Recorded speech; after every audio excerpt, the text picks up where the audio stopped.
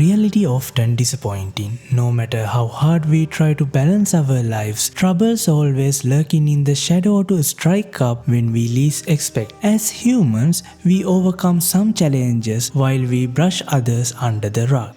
When those challenges we keep aside demand too much from ourselves, we usually turn into some means of escapism. Escapism isn't inherently bad. It can be a healthy way to recharge, reduce stress, and find inspiration. However, when used excessively to avoid essential responsibilities and emotions, it can become unhealthy and lead to issues like procrastination, addiction, or emotional detachment. And experiencing escapism isn't the only thing this game has to offer. While these games allow you to walk in a beautiful canvas painting-like environment, it's dive deep into subjects like self-isolation, human connection, and the struggles of moving forward in life. A fire lookout job is no easy task for social creatures like humans. You live on a higher ground in the forest, mile away from the human civilization. This job involves few activities, for the most part,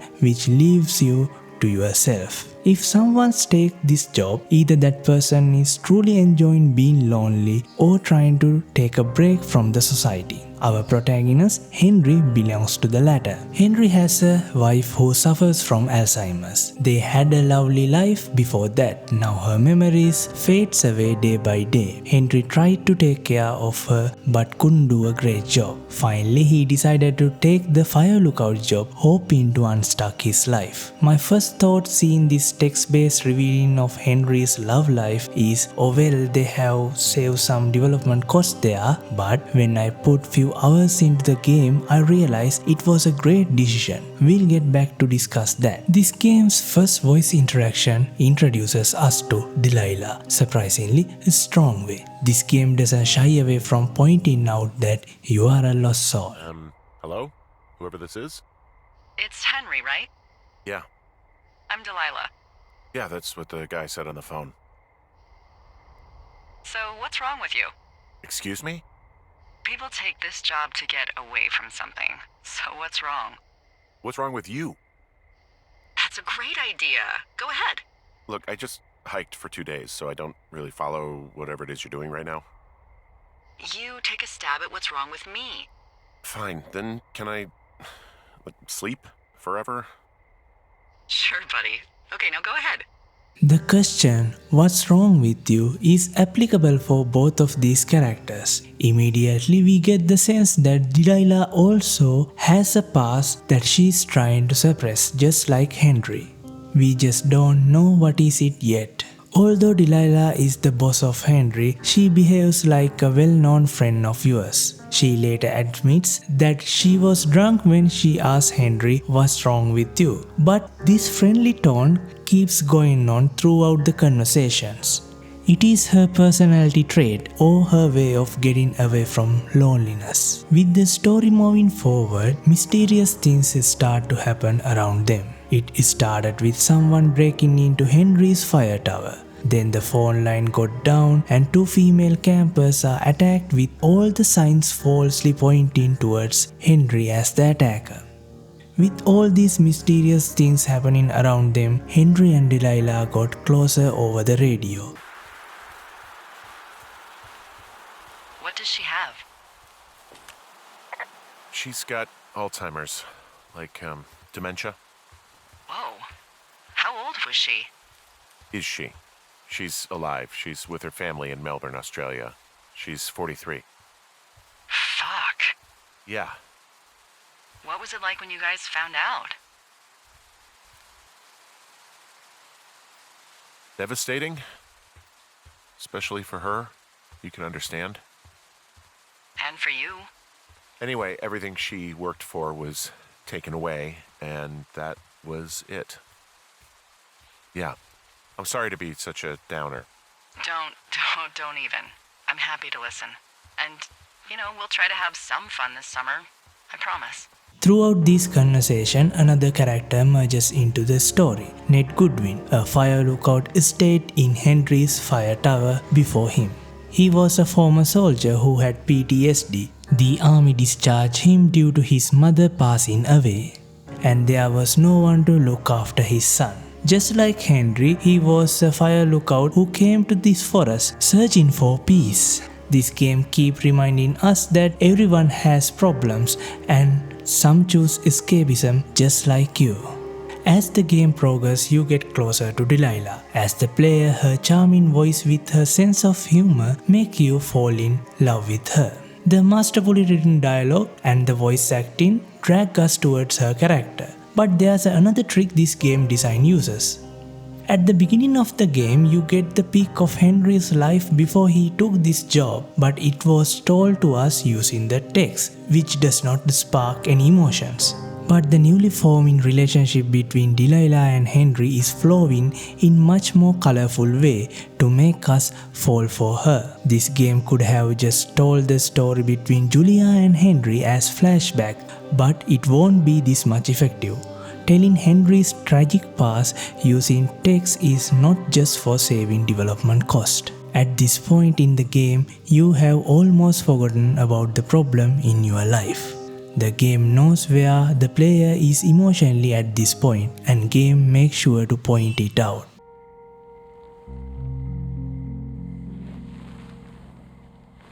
Get out of bed and pick up the radio.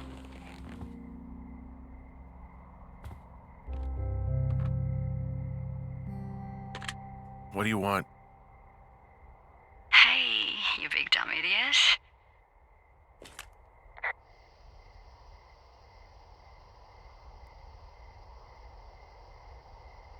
You're a big dumb idiot. Oh, baby, you sound tired. I am. Are you having a nice time?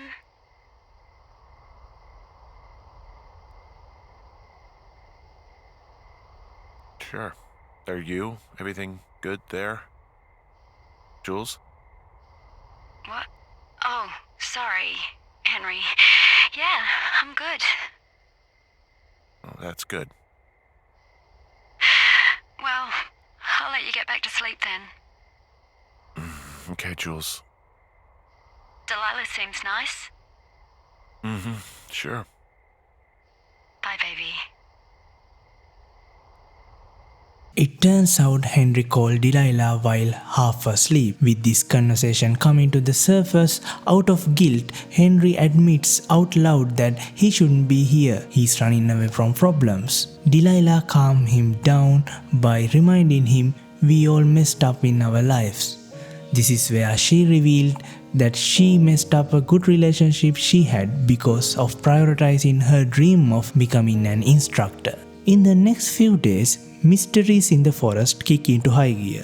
First, Henry found evidence that someone is listening to their conversation and someone knocked him out in the wild. Then they found out there was an area that was secured by fence in the forest which Delilah has no information about. With everything happening around, Delilah gets paranoid. She resists to report these incidents to the authorities for fear of losing her job. A fire lookout job challenges your mental state. Authorities know about this and they will jump into conclusion if Delilah reports these incidents without proof. Just like in her past, she cherishes her job above all. All these things happens around them while they are emotionally attached.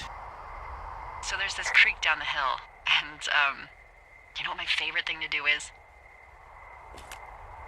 What's that? I love to take a bottle of whatever I have on hand, plunge it deep into the water, and let it chill in there all day. And then, on nights like tonight, when it is so disgustingly hot, I have something nice and cool to drink. I learned that from my sister in Santa Fe. She'd do that with a bottle of tequila near her house and make margaritas the size of your head. You'd like it there.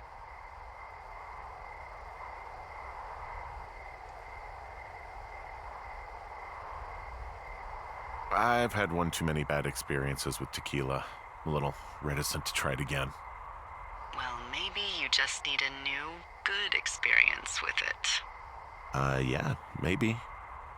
Are you looking at the fire? Yeah, I am. I love how they look at night. During the day, it's just smoke, but when the sun is down, you can just get lost. Yeah.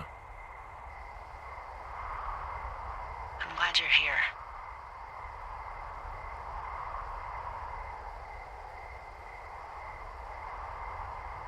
Me too. Good. I don't talk to the other lookouts as much as I talk to you. Not in the same way. I know it's probably been a while since you've connected with someone the way we have. I don't mean to get all heavy, but it's been really nice. I wish I was over there.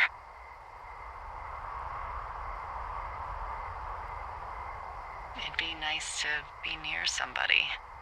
We could talk without these radios. We could, you know. What? What could we do? Well, let me tell you.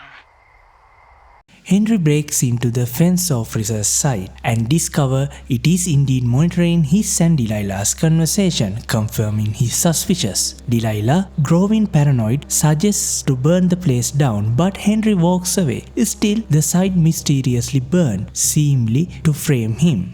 It becomes clear someone is deliberately trying to drive Henry and Delilah away, planting false evidence and stirring chaos. While Henry returns to his lookout tower, he is lured away again, only to find a stage recording. But with this misguide, Henry gets the key to the cave that he found early on, the Thunder Canny. When Henry goes inside the cave, someone trapped him, but he managed to escape only to stumble upon Brian Goodwin's hidden play area. Though forced to accompany his father on the job, Brian created his own world there. Digging through his belongings, Henry learns Brian is creative and smart. He even finds stolen climbing gear hidden because Brian's father, a rock climbing enthusiast, pushed him towards the passion he didn't share. Henry goes deep into the cave with new climbing gear to find what mysteries it held. To his surprise, he found a skeleton of a person. It is little Brian Goodwin's body. It seems like he died from a climbing accident.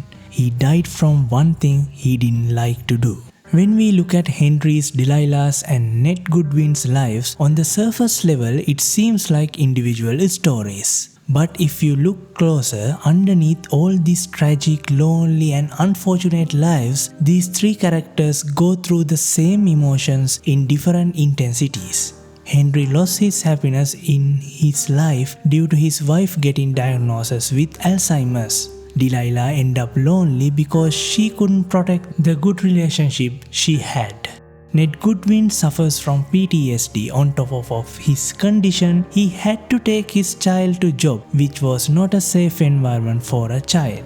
The common action among all these characters is that they try to catch a break from the problem they had in their lives. They all thought they would have uninterrupted time to clear their mind and return to the outside world again. But each of these characters step on each other's lives, which created a similar condition to the outside world, which took them away from their escapism. This game became famous because of the ending. After all you have been through with Delilah, as the gamer you finally dream of meeting her. Throughout this game you didn't meet a single person up close. The sweet voice with the sense of humor on the radio is the only thing that made this stay fun. She is the only character you get close to share in your past, and it helped to keep aside the pain inside you for a while. All the gamers who played this game were shocked to realize that she had left the forest already when they reached her fire tower. Hello? Is anybody there? Hi. Yeah, it's me. You're not here. No. Don't be mad. I am. Well, I couldn't be out there another minute. Not another minute. Come on. Henry, how did you feel when you left Boulder to come out here? Like I couldn't get here fast enough. Exactly. That's how I've felt for the past 24 hours. Well, I'm still mad. But you understand. Not really. It was just a few minutes. I'm sorry. It's all right. I think you should go to Julia, and then you can figure it out.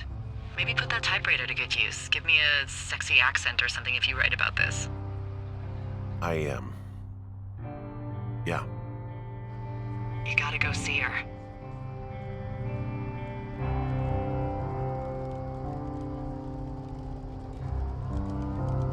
Would you? Henry, Look, you came out to put your memories behind you, and they're still right there in front of you.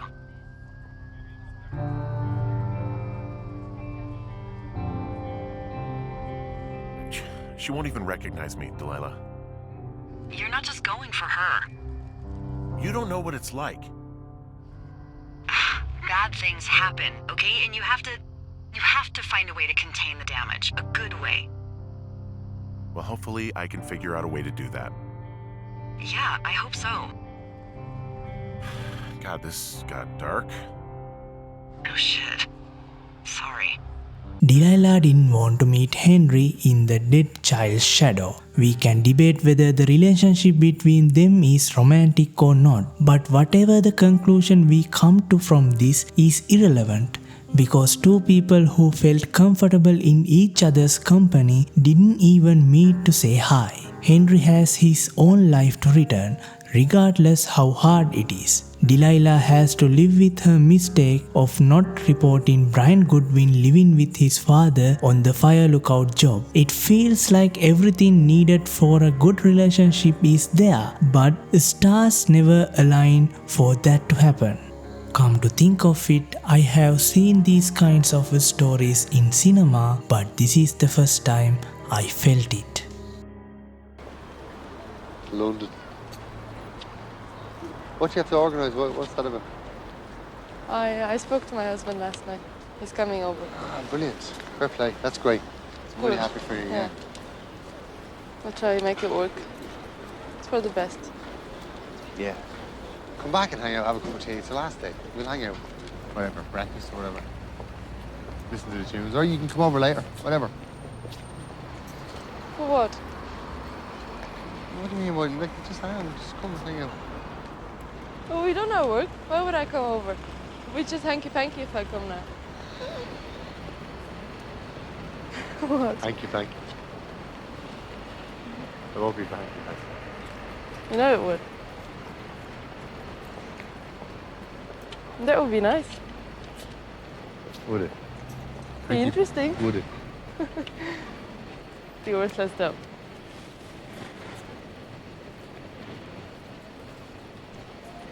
Back later.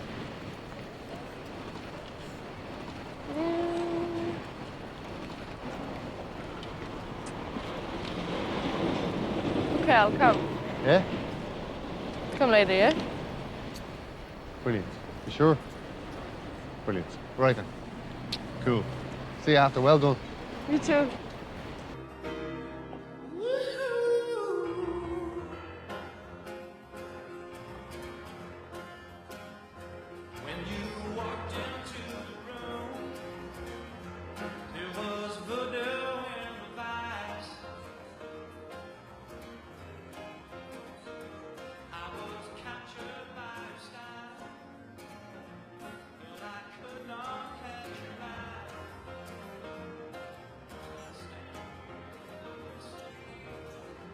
I don't want to leave.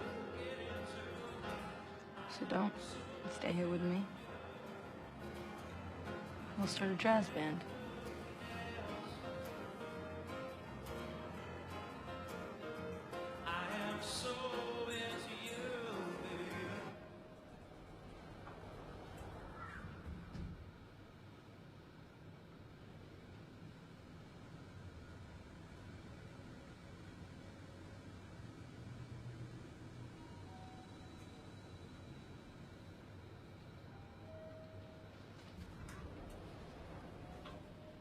Good night.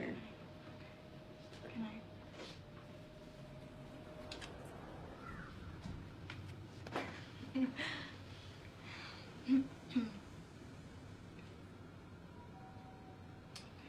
Okay. Good night.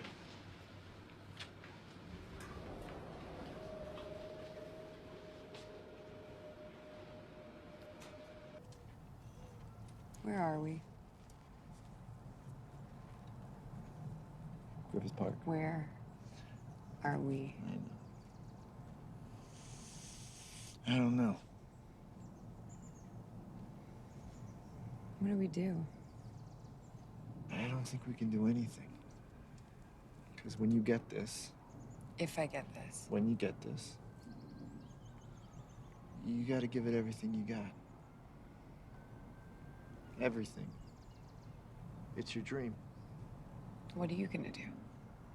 I gotta follow my own plan, you know? Stay here. Get my own thing going.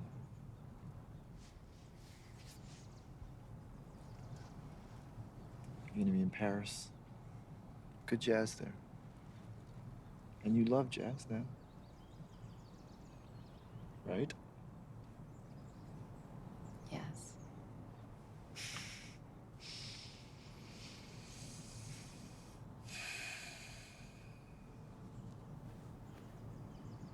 I guess we're just gonna have to wait and see.